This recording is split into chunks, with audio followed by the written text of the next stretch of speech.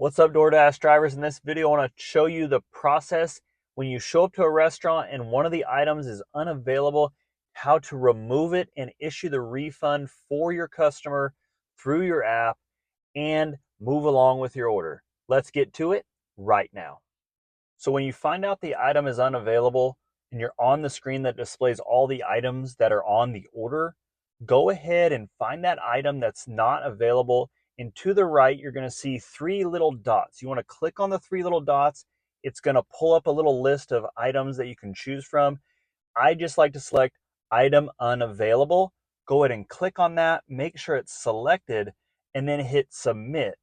Another screen will pop up displaying that the customer has been notified of their refund, and you will be able to move along with your Dash after completing this process. So there you have it, the quick step-by-step process on how to remove an item if it's unavailable at a pickup and issue the refund for the customer through your DoorDash app.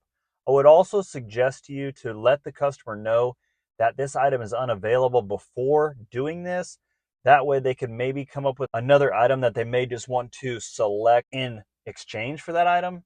Do that first, see what they say. If they say some of the other options are okay, go ahead and get those. If not, and they say, I want the refund, here's your process right there, quick and easy. Thank you guys for watching this video. I wish you the best of luck. Take care.